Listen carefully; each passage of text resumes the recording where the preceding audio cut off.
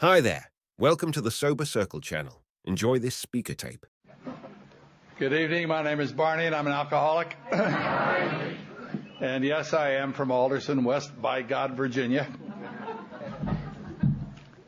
And it's nice to be here tonight. I retired about 5 years ago and bought a piece of property back in West Virginia, so I'm back there most of the time. And but I come back out to California in the wintertime because I'm crazy, but I'm not stupid. And so I get the hell away from all that snow and ice and everything. But it's nice to be here again. I haven't been in this club for a long time. It's been, I guess, about 5 years or so since I was here. I think Tim was saying that he was here with me the last time I was here. And I remember coming to Laguna Beach to the Canyon Club when I was about 6 months sober. The man who was sponsoring me was coming down here. They used to have people come down to the Canyon Club, and this is the old Canyon Club, and bring a panel. And they would come down with 6 or 7 speakers from L.A. or wherever they were coming from. And he asked me if I'd go to the Laguna Canyon Club and participate in the meeting down there, and I did. And he allowed me to talk about, I think he said I could have 2 minutes. And and that was just about 29 years ago. So I've been coming to the Canyon Club for a long time. And I remember when they built this new club, and it's very nice, very fancy place. It's nice. And so it's nice to see all of you again. If you're new here tonight, and there were quite a few people that raised their hands, and there are quite a number of people here, I suspect, who have a year or less. How many have a year or less? A year or less. Yeah, I'm glad to see you all. I don't know how you feel if you're new, but I know that when I was new, my sense was that I was in the wrong place, that I was here by mistake, that I was not really an alcoholic, that somebody had made a terrible mistake, namely my ex-wife, and because she was divorcing me, she called me an alcoholic, and I knew that I was not an alcoholic, and I didn't like being in AA. I didn't like being in AA meetings. I thought they were boring, and I thought the people were kind of goofy, and I wasn't interested in whatever was going on here. I knew that I did not have a disease, and I was willing to admit that my drinking was a little peculiar sometimes, but I didn't really think that I was hooked that badly. And like Tim, I thought there had to be some way that I could get my drinking under control. But here I was being divorced, and I didn't want to get divorced. We had 6 children, and we had played a lot of Vatican roulette, and so we had these 6 kids. We were living in Woodland Hills, California at the time, and I was a rather successful guy, I thought. And it seemed to me that you couldn't be an alcoholic and be as successful as I was. I was a television news anchorman, and I was making a lot of money. And I had this nice home, and I had 6 kids, and I had a swimming pool, and I had 2 cars, and I had a lot of very fancy clothes, and my kids had fancy clothes, my wife had fancy clothes, and I couldn't imagine that anybody like me could possibly be an alcoholic. I didn't know anything about the disease of alcoholism, but I just imagined that what an alcoholic was like, and I just didn't see myself that way. And so I knew that there was no possible way that Alcoholics Anonymous could help me. The main reason I knew that I was not an alcoholic is because when I drink, I feel better. So I knew that, you couldn't be an alcoholic. I thought, alcoholics were people who drank and started seeing rats coming out of the walls and cockroaches coming out of the chandeliers and hiding bottles and couldn't hold down a job and wearing long coats and just kind of huddling in doorways and sleeping in cardboard boxes and indeed that is true of a lot of alcoholics that I have met.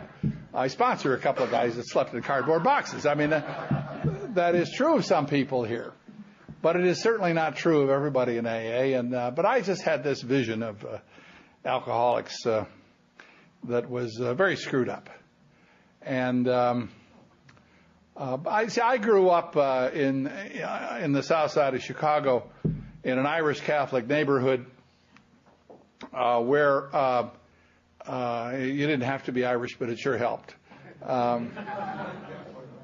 And my father was Welsh, but my mother was very Irish. She was one of 16 children in an Irish family, and she was a Flannery, that was her name, and so I considered myself Irish, and I told everybody that I was Irish. And the Monsignor who ran that church was Monsignor Patrick J. McGuire, and his feast day, of course, was St. Patrick's Day, which became the most important day of the year.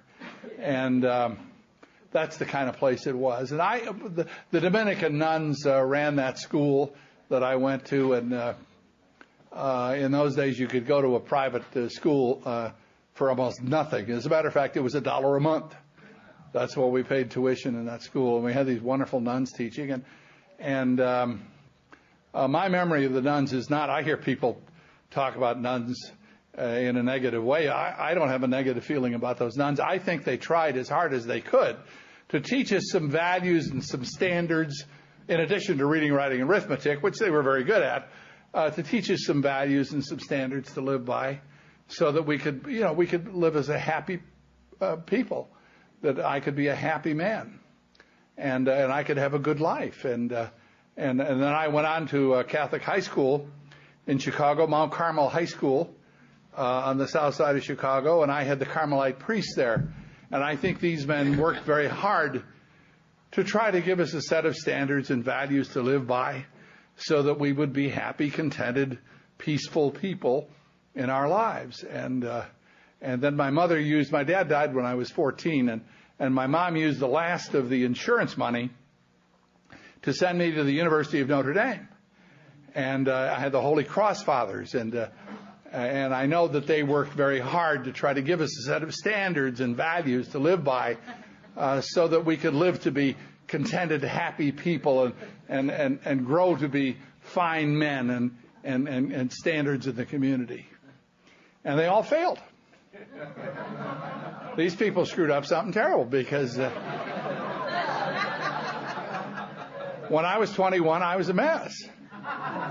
When I was 21, I was a frightened, inadequate, terrified little boy who was mentally still on the south side of Chicago, mentally still poor, mentally still not with it, mentally not knowing what the hell to do for a living, just absolutely lost in a world that I didn't understand, that I was scared to death.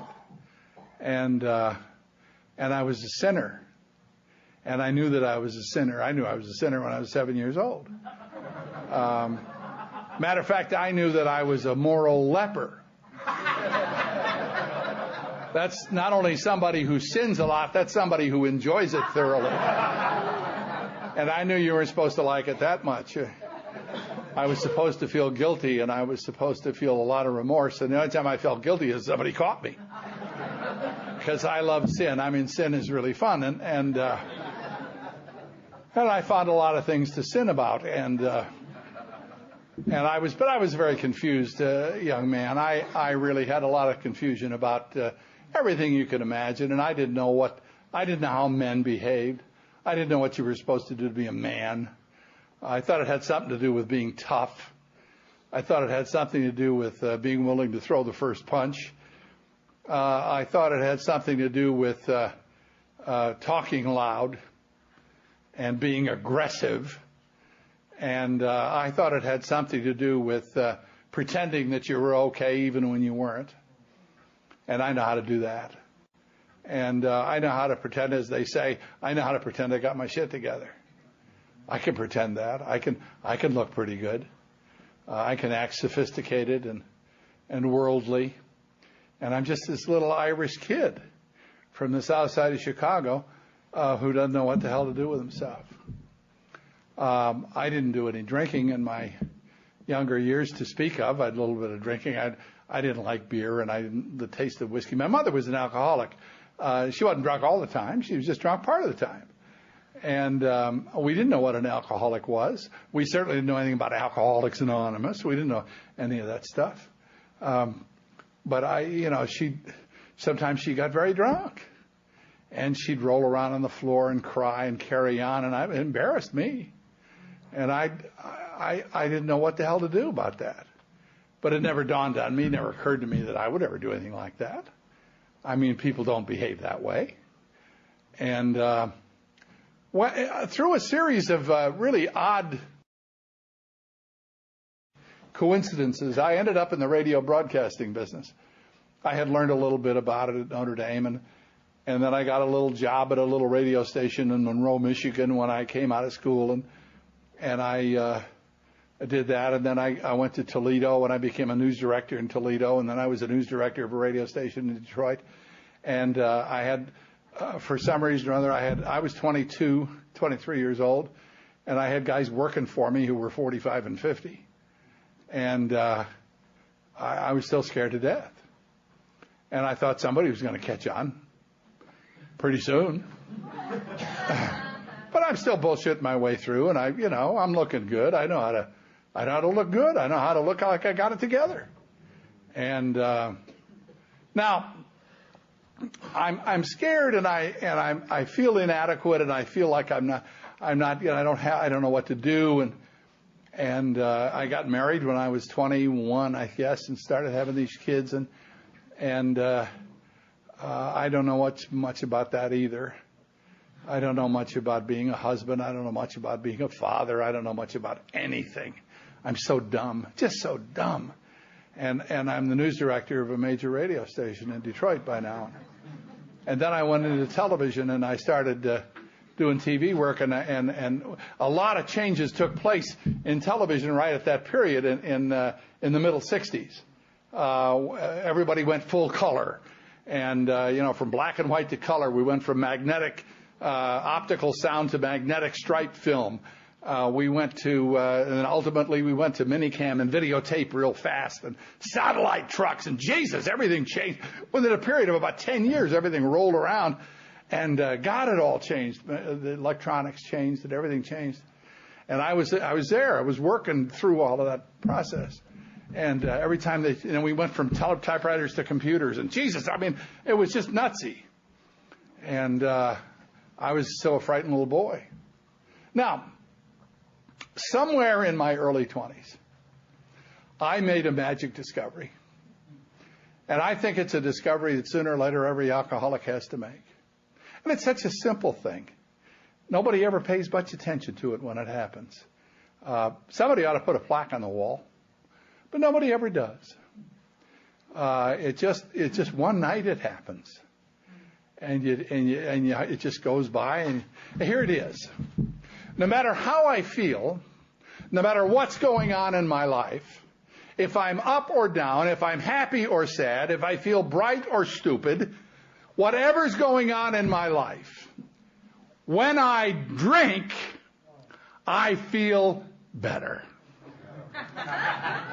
It is such a simple, it's just nobody ever notices. It just happens.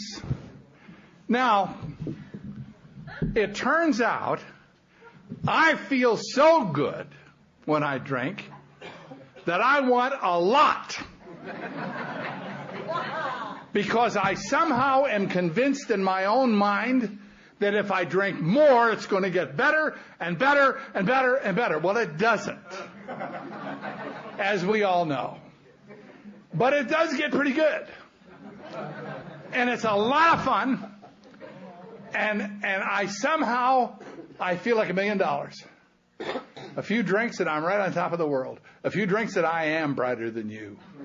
A few drinks that I'm the most intelligent guy in the room. A few drinks that I'm certainly the most handsome. A few drinks that I'm the slickest guy going.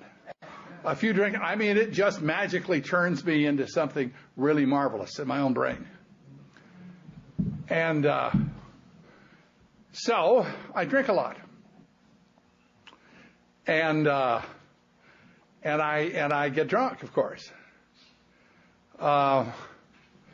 Here's the thing. When I get drunk, I have a tendency to move around a lot. I travel quite a bit. I go from bar to bar. I go from city to city. I go from country to country. I just move around a lot. I don't remember things. I have a tendency to forget. Forget where my car is. I forget what I'm doing. I forget who I'm with. I forget. I just can't remember. I go through these periods of time that I kind of lose time. I lose a day. I lose 2 days. Just as an example, I can remember I woke up in the airport in Kingston, Jamaica. Turns out it was a Saturday afternoon. And the last thing I can remember was having a couple of drinks in a bar in Detroit Friday night.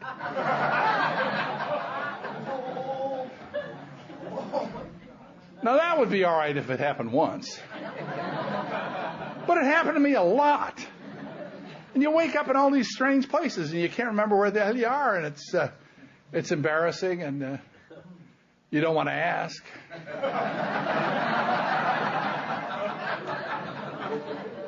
And you finally figure it out, and you manage to get home, and of course the first question is, where have you been? They've been calling from work. If you anchor the news and you don't show up, they notice. They just expect you to be there every goddamn day. You're under pressure that way, and it's just, God, it's awful. And I don't know how to explain my behavior. I don't know how to, I don't know what to say. Because I ain't going on these trips alone. Most of the time I have company. And my only hope, of course, most of the time is that she's got her own credit card. But I spend huge amounts of money trying to impress people I don't even know. And it turns out most of the time I spend about 10% more than I make. And it doesn't make any difference how much I make, because I'll tell you what, by the time I was 27 or 28 years old, I was making a lot of money. And I was having a good time. And ABC was flying this other guy and I into New York. And we were being wined and dined in the Leonard Goldenson suite at the New York Hilton Hotel. And we were being taken up to the top of the Black Tower there on the Avenue of the Americas. And they put us in this big auditorium. I'm 27 years old, 28 years old, and we're lecturing the suits. We used to call them the suits. These are the guys who are sales guys and advertising guys from all over the country would come in, and they'd sit in this auditorium, and we would lecture these guys on how we got such great ratings in Detroit. And we had no idea.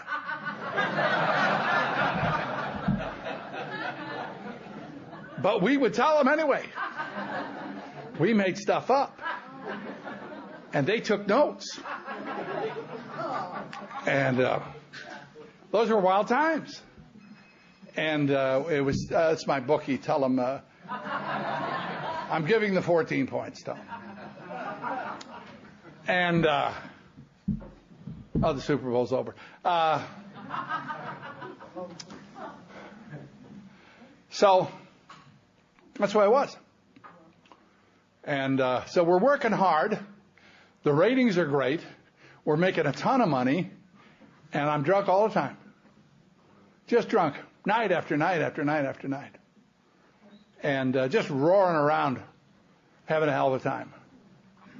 And I can only tell you that by the time I was 30, I began to get very tired.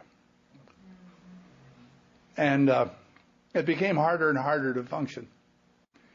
It became harder and harder to go down and sit in that studio and have them turn those goddamn lights on you.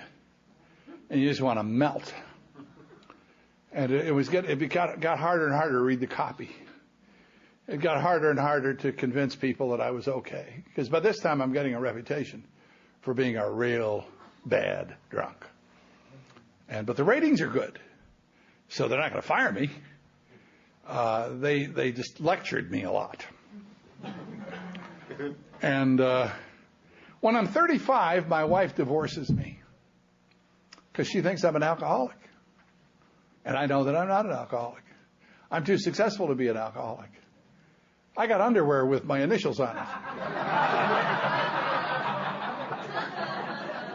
How can I be an alcoholic?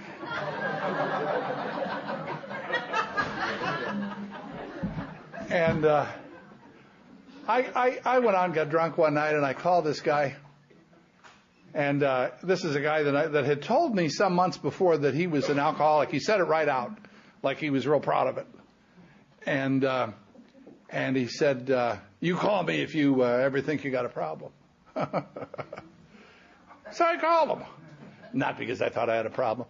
I got to get this woman to drop the divorce. I got a bullshitter, and she ain't buying my bullshit too much anymore. I've been married to her 14 years. She now knows all the stories. And I don't know what to say to her to get her to drop this divorce. And I called this guy. And I said, I'm not an alcoholic. That's not why I'm calling you. And he said, yes, I know. Social drinkers call me all the time at 3 in the morning. He said, what do you want? I said, well, I've been thinking. And what I'm thinking is if I don't drink for about 6 months, that she'll drop this divorce and I can get back to what I consider normal living. But I got a bullshitter pretty good here for about 6 months. Now, I can stay sober for about a week when I'm really pushing it. But after that, I get real nervous. See, I have this problem. It's not drinking problem. When I drink, I feel better. It's when I quit drinking and I go on the wagon, that's when I get nervous. I get nervous and edgy and irritable and crazy, and I can't function. And that's when I ain't drinking. I have what I would describe as a horrible sobriety problem.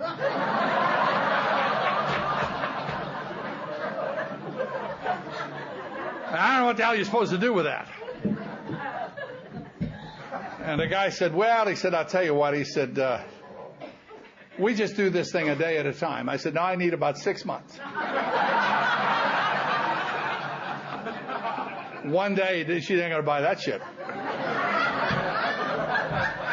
6 months. And he said, well, Barney, I haven't had a drink actually in 4.5 years. I said, well, my problem's not quite that severe. I don't need that kind of time. I need about 6 months. This was the first conversation I was to have with this man of many conversations, because he became my sponsor. And we were to have many conversations that were the same as that.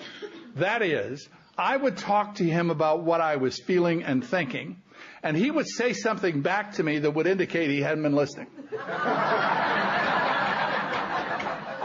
And he did it all the time. He starts taking me to these stupid meetings, which were just god-awful. We'd go to these meetings, and it was the same crap. Every night. Somebody get up there and lead the meeting, be real happy and joyful and free, and then they would call on people to read, and they'd read the same crap out of that book every night, like they couldn't remember it.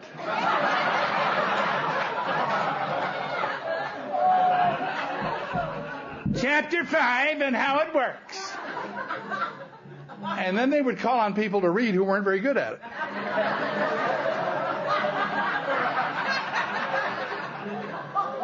And then they would applaud. Oh, George is going to read chapter 5, isn't that one? Jesus. And then they read these traditions. I had no idea what the hell that was all about. But they seemed really important to these people. Every night they read them. I thought they must do that to see if the newcomers can pronounce anonymity. I don't know what. And then when they can't, they laugh at them. It's the same. I don't know. I don't understand. I don't have the slightest idea what's going on. They're reading all these steps. They're talking about God. I don't know. And then you get people getting up the podium and they talk about all their marriages and their divorces and their jails and their hospitals and their institutions. Jesus!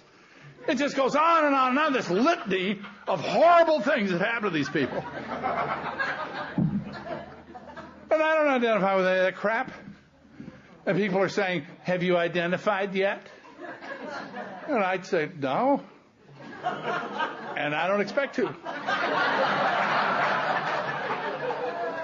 I'm not like these people. There wasn't an anchor man in the bunch.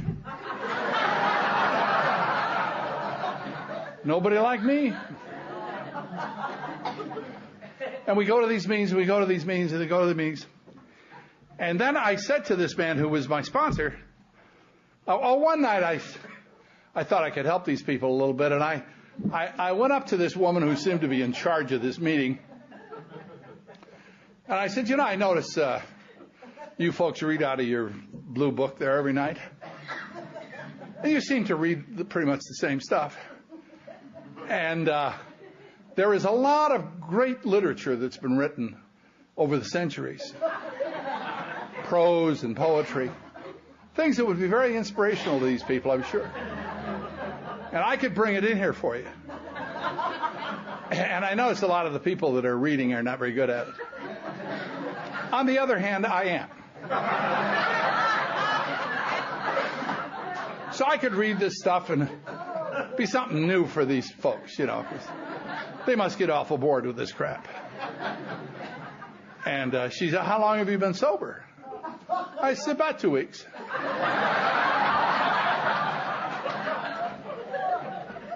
She said, well, I'll tell you what, I need a floor mopper.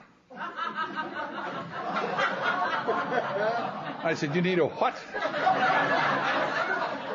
She said, we need somebody to mop the floors after the meeting. I said, oh, God. And I went back to my sponsor and I said, how do we write to New York to report that bitch? She's trying to kill newcomers. He said, what are you talking about? I said, she wants me to mop the goddamn floors. He said, that'd be a good thing for you. I said, why? He said, well, I don't think you should ever ask me that question. Just do what I'm telling you to do, and mopping the floors will help you stay sober. I said, I don't understand how. He says, just do it. So I started mopping the floors there on the left side of Ohio Street every Tuesday night. Actually, I got pretty good at it, and I was finishing my side quicker than the guy on the other side.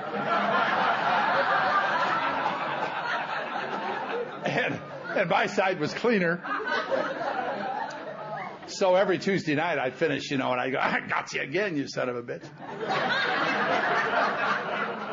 I never told him there was a race, but you got to keep an edge,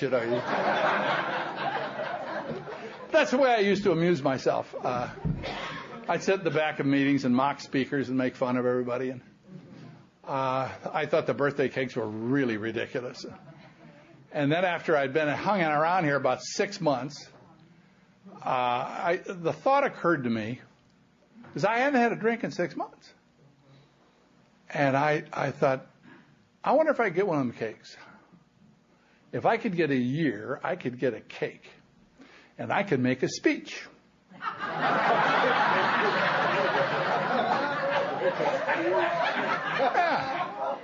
And I could tell these people what a bullshit thing this is. And that I don't like their book. It's badly written. It's a bunch of crap. I don't work their steps.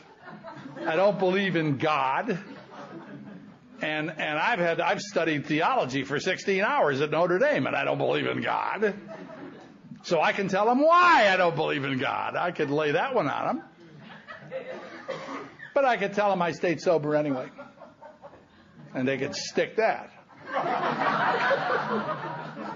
So I sat in the back plotting my speech.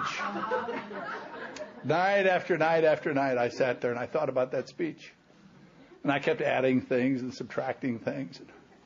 I thought, I'm really going to tell these people.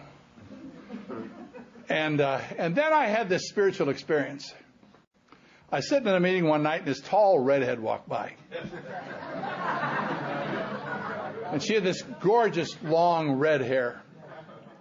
And she had these long legs. She had the greatest legs in North America. And I knew she could help me. So I started chasing her around the meetings, and I went to a lot of meetings just to see those legs. I hated meetings, but I would go to see those legs. And, I'd walk a mile for a camel. I'd walk a mile to see those legs. And I kept trying to get her to go out with me, and she wouldn't go out with me. She had 3 years sobriety. And she said, I don't date newcomers. And I said, well, I'm new now, but I'll be old later. How about coffee? Try a little something here. And one night she said, how many children do you have? I said, well, I have 6, but they're very small. You'd hardly notice them.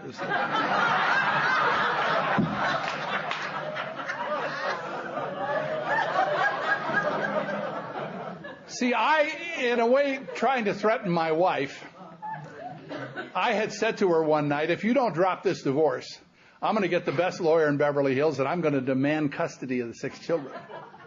I thought that would scare her a little bit. She said, you can have them, and she left.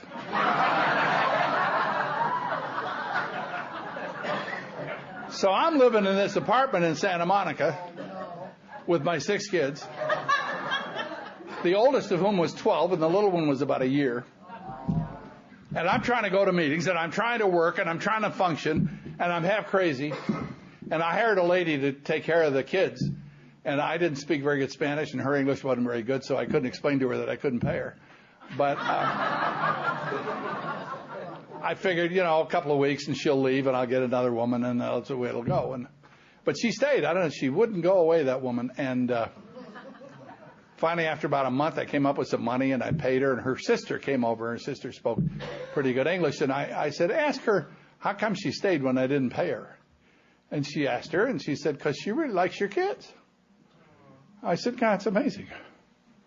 And so that woman stayed with us for a long time. And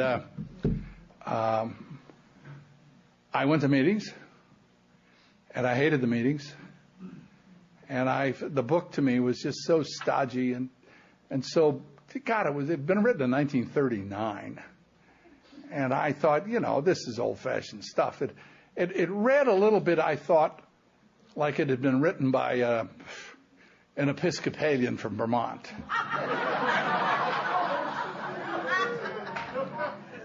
Turns out it was written by an Episcopalian from Vermont. But I just, I hated the meetings, and I hated the book, and I hated everything that was going on. Some of the speakers were kind of funny, and I really was attracted to this redhead. That's why I don't think motivations matter. See, I don't care what your motives are. If you're in here for all the wrong motives, that's fine. Doesn't make a difference. The trick here is, listen to me if you're new, okay? Put your ass in the chair and leave your head outside every night. That's it. There is no other advice. I'm going to talk here for 45 minutes. That's the most important thing I'm going to tell you. Put your ass in the chair and leave your head outside. Because your motives don't matter here. And in my opinion, this is not an intellectual exercise. There's nothing to be learned here. It's not like you're going to come in here and take notes and learn something intellectually and then know something. We do not have a chapter entitled Into Thinking. We got one called Into Action. What does that mean? It means mop floors. It means make coffee. It means stack chairs. It means participate. It means if somebody asks you to read or participate in an AA meeting, say yes. That's all. You don't have to like it. Just say yes. Because you're saving your own ass. I mean, I see people all the time in AA meetings. We have a problem. We have a La Jolla meeting on Saturday nights, and we have 2 10-minute speakers. And we have a hell of a time trying to get two people to talk for 10 minutes. Oh, I don't think I want to do that. Who gives a shit what you want? You do it anyway. You don't have to, it doesn't matter what you want. It doesn't matter what you think. Thinking got you here. Action will keep you here. Chuck Chamberlain was a wonderful guy in AA. He used to say, I don't believe that you can think your way to good actions. And I certainly don't think you can think your way sober. He said, but you can act your way to better behavior. You can act your way to better thinking, ultimately. But action is the magic word. You just got to do it.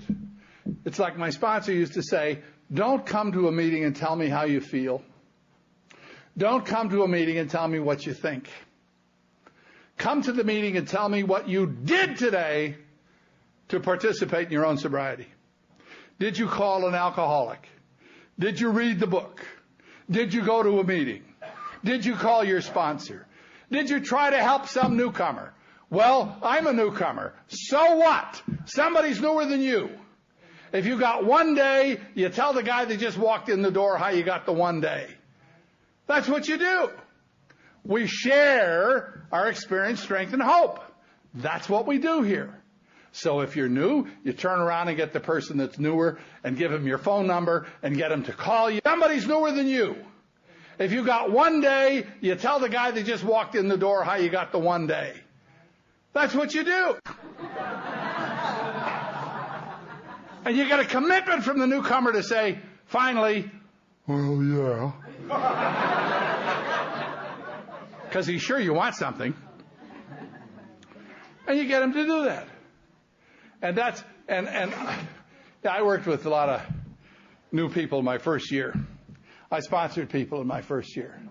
And they all got drunk. Every damn one of them. And I finally gave up on it because I knew I wasn't helping anybody. And I didn't know what to do. Because everybody I'm working with is getting drunk.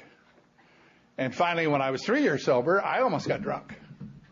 By that time, I'd gone to work for CBS in Philadelphia, making a ton of money, successful as hell, not going to meetings, because who needs meetings when you're 3 years sober? And a guy, and my wife was divorcing me. I married the redhead, by the way, when I was a year and a half sober. And she had 2 kids, and we're raising these 8 kids. Oh, yeah. And a guy said to me one night, a guy had 18 years of sobriety, and he said to me, he said, how's it going? I said, would you really like to know? He said, yeah. And I told him, I said, my life is not good. I'm here trying to be successful. I'm trying to get the ratings up. I'm trying to make a career here. But I don't like the AA here. And I don't like the way they do their meetings. They're very different from California. And they don't read chapter 5, for Christ's sake. And they don't read the traditions. And they don't have birthdays here. And they don't have birthday cakes. They call them anniversaries. And if you sponsor somebody, they don't call them babies. They call them pigeons. And I said to a guy one night, I said, how come you call them pigeons? He says, that's kind of what they do to you. Yeah. So the guy, that was all different. And I just thought, Jesus, I can't do this. I can't deal with this. And I said, my wife, I married this girl. And she's got these 2 kids, and we got these 8 kids, and I'm half crazy. And some of the kids are drinking and using drugs, which I thought was kind of unfair. And I was just nuts. And the guy said, well, how many meetings do you go to? And I said, well, I don't have time for meetings, for Christ's sake. I'm trying to be successful here in my career. And he said, how many newcomers do you work with? And I said, I'm no good at that. I tried my first year, and they all got drunk. He said, what are you doing about the 3rd step? I said, oh, well, I don't believe in God. It's hard to do that one. He said, well, I think you got to go to meetings whether you like them or not. I think you got to go to the meetings and just put your ass in the chair and shut up. You don't have to explain to them that you've been sober 3 years. Just shut up. And I think you got to have to do something about newcomers. You got to try to give your phone number to newcomers. And he said, I think you need to do something about the third step. I said, like what? He said, well, we got a prayer in our book here for guys like you. It's the third step prayer. And I didn't know that. And he pointed it out to me. My sponsor says if you want to hide anything from an alcoholic, put it in the big book.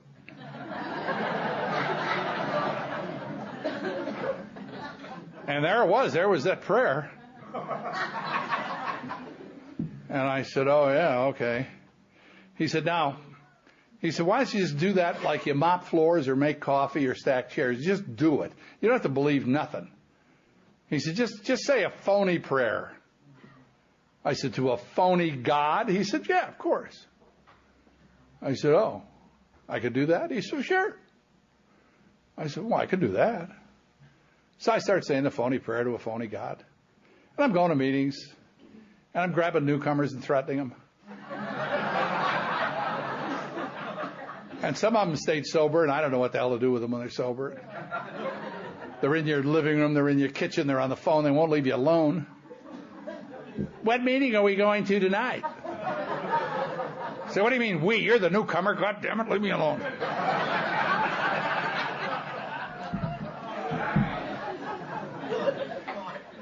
And they, then they embarrass you. They come to the meeting, and you're trying to look like a good sponsor, and they come up and say things like, how do you work step 3? Sort of embarrassing when you got to say, I don't know, I never tried that one.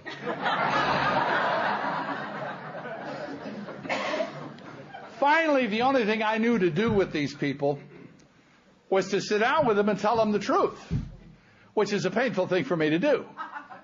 Because I'm trying to look good, and I'm trying to be smooth, and I'm trying to be slick, and I can't do that. Because nothing's working for me. So I sit down and I say, look, let me explain something to you. I don't like Alcoholics Anonymous, okay?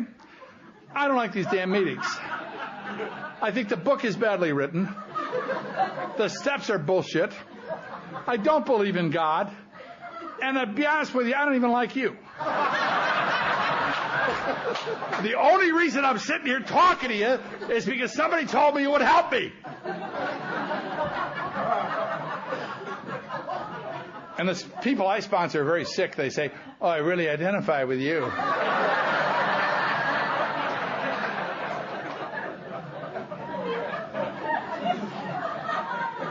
I have finally come to the conclusion that you don't have to be very bright to sponsor people. I believe this. I think sponsorship is so simple that it almost escaped me. It turns out that the principal job of a sponsor in Alcoholics Anonymous is just to keep the baby amused.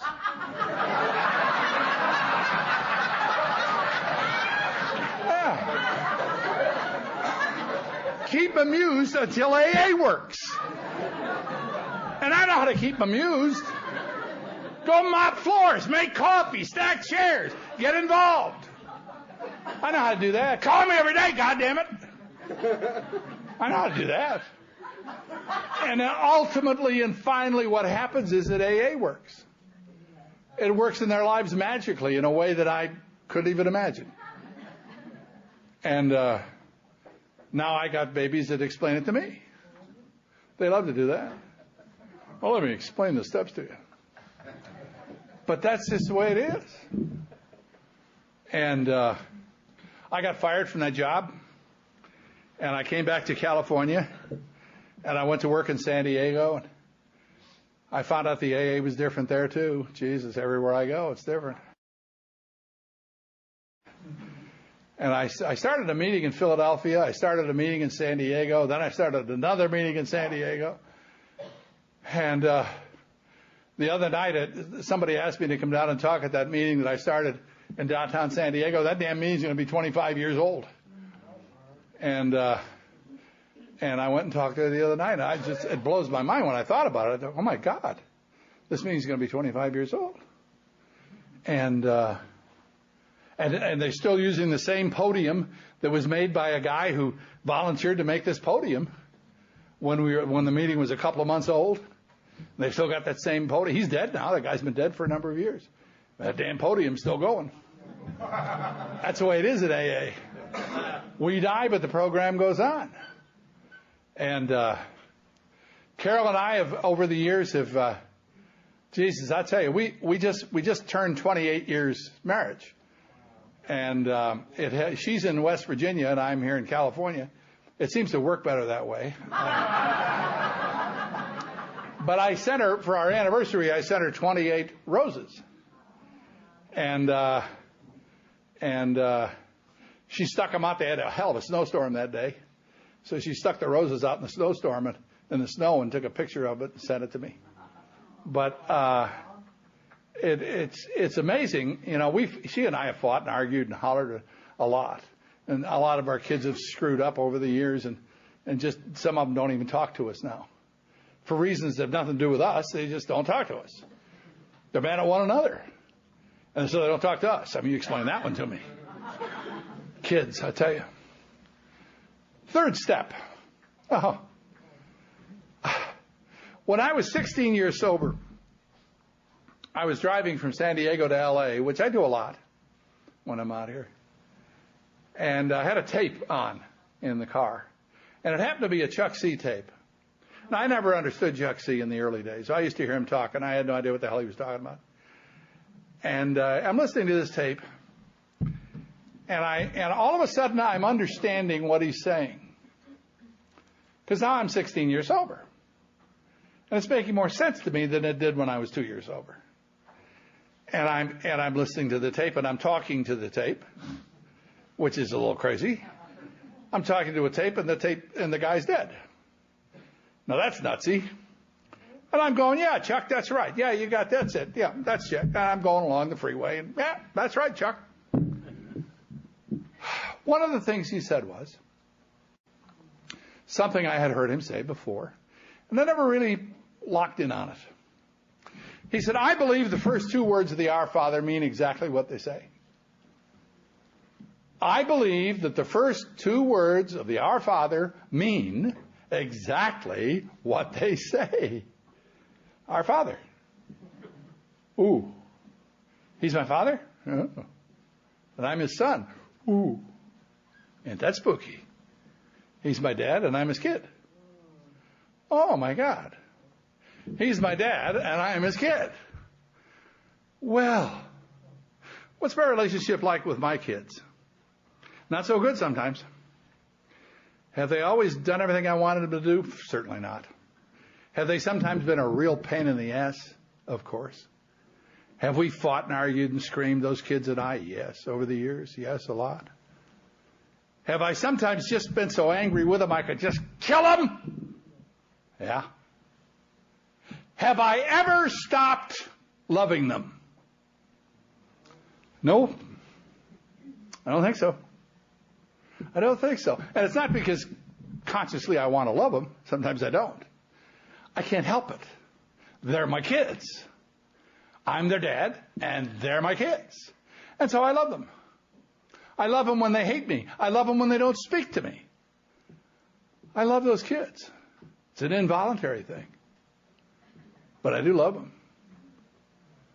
Well, wait a minute now. If he's my dad, and I'm his kid, have I always done everything he wanted me to do? No.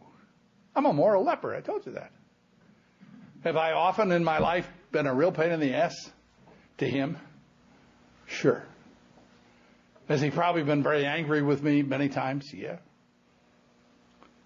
Has he ever stopped loving me? Well, I guess not. If he's my dad. And I've come to the conclusion that he is. I've come to the conclusion that he's my dad and I'm his kid and I talk to him that way. And that's our relationship. And I think he loved me when I was drinking, and I think he loved me when I was doing all the rotten things I was doing to people. Because I am a user and an abuser of people. I really am. I am a very self-centered, egotistical, no-good son of a bitch. Trust me.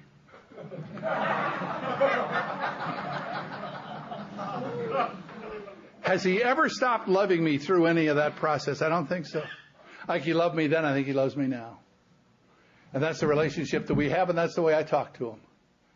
And that's my relationship. I've come to believe, that a power greater than myself, can restore me to sanity. I don't think he's done it yet, but I think he can. And so I just keep coming to these dumb meetings and talking to drunks. Because I think AA is essentially just one drunk talking to another drunk. I think, AA is not the book. AA is not the steps. AA is not the meetings. AA is not praying. AA is not intellectual. AA, at its essence, is one drunk talking to another drunk so that the second drunk gets it and finally goes, oh, yeah, I've done that. One drunk talking to another drunk. And so that's what we're doing, since 1935, when two guys started this thing with one drunk talking to another drunk. That's what we've been doing here. That's what we're doing now. That's what we're doing at this very moment. And if you're new, I wish you well. I hope that you will come back tomorrow night to some meeting. I hope you will put your ass in the chair. You don't need your head in here. You don't need to think about it. Just put your fanny in the chair. And ultimately, through a series of actions that probably you don't even want to take, that you don't understand, that don't make any sense to you. You take a whole series of actions, and ultimately, your emotions quiet down. When you come in here, your emotions are kind of like that. You're high and you're low, and you're high and you're low. And after you take certain actions over a period of time, your emotions kind of get more like that. It's never like that because you're dead then. When it's like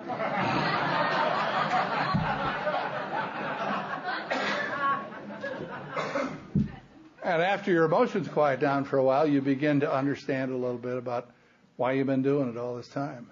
There's a man sitting here in the front row who's been doing this for 54 years. I think AA works. If I don't drink between now and May 25th, I'm going to be sober 30 years. And I don't take any credit for that. I honestly do not. My sense is that being with you, being willing to drive from San Diego to Laguna Beach on a Saturday night and come here and talk to the lepers,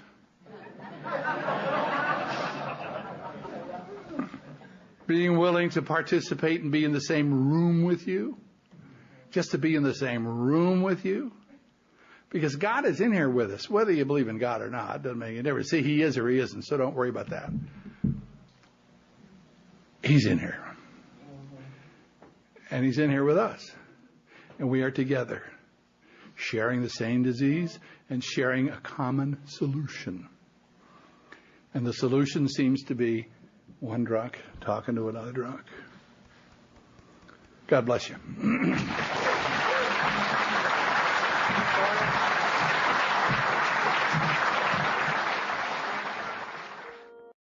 Thanks for listening. Please support the channel by liking and subscribing.